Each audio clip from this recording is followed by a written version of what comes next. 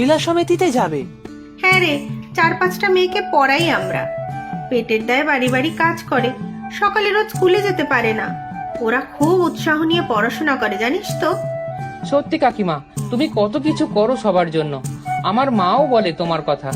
না রে বাবু, নিজের সংসারে কাজের পরে যেটুকু সময় পাই সেটা ভালো কাজে লাগাতে চেষ্টা করি। খালি গাল গল্প আর পরনিন্দা পরচর্চা করতে আমার ভালো লাগে না। এই নাও পিসি, একটু ফল আছে, মা পাঠিয়েছে তোমার জন্য। আয় রে, একটু সামনে আয় তো। কত ছোট দেখেছি তোকে। সঙ্গে কারা? ওরা আমার বন্ধু, তোমাকে দেখতেই এসেছে। এখন কেমন আছো পিসি? তা আছি একরকম। কাল বাবলুর মা এলো, কতক্ষণ ধরে গল্প করলাম। আত্মীয় স্বজন আর তো কেউ নেই দুটো কথা বলার, আর বেঁচে থাকার ইচ্ছা নেই। ঠিক আছে, আমি কাল এসে আবার তোমার সঙ্গে দেখা করে যাব। আজ যাই, মাঠে ফুটবল খেলতে যাব। তা যাও বাছা, মাকে বলো আমি এখন ভালোই আছি। আচ্ছা পিসি।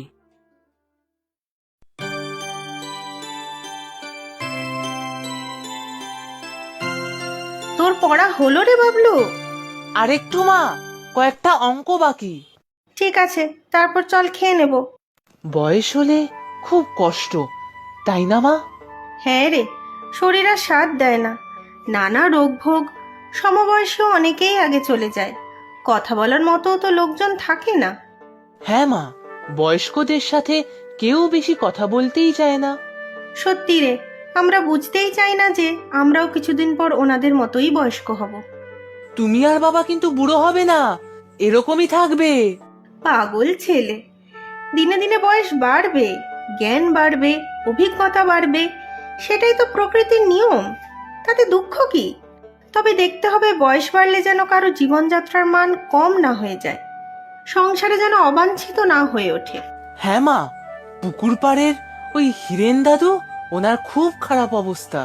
2 ছেলের কেউ ওনাকে দেখে না, রোজ ঠিক মতো খাওয়ারও জোটে না। হ্যাঁ, সে জানি। ওনার তো কোনো অভাব ছিল না, কত বড় ব্যবসা ছিল ওনার। 2 ছেলের নামে বাড়ি ব্যবসা সব লিখে দেওয়ার পর ওনার আজ কি দুর্দশা। মা, এই গ্রামের এই সমস্ত বয়স্ক লোকেদের জন্য কিছু করা যায় না? আমি তো যখন যা পারি করার চেষ্টা করি, তবে একার হাতে কি আর এত কিছু সম্ভব? আমরা বন্ধুরা যদি সবাই মিলে চেষ্টা করি। না না, তোদের এখন পড়াশোনা করে নিজেদের প্রতিষ্ঠিত করার সময়। না মা, পড়াশোনার ক্ষতি না করে যদি কিছু করতে পারি। আমি কাল স্কুলের হেড স্যারের সাথে কথা বলবো।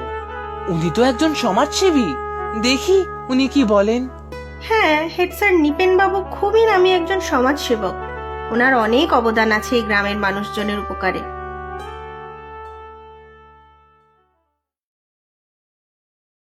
স্যার, আসবো? কে বাবলু? এসো। আপনার সাথে একটু দরকার ছিল স্যার। হ্যাঁ বলো, কোনো সমস্যা হয়েছে নাকি? না, সমস্যা ঠিক নয়, আপনার সাথে একটা ব্যাপারে একটু আলোচনা করার ছিল। আরে এত সংকোচ না করে বলেই ফেলো কি বলতে চাও।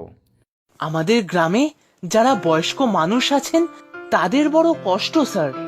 সবাই বড় একা, কেউ দেখার নেই, বড়ই একা, নিঃসঙ্গ তারা।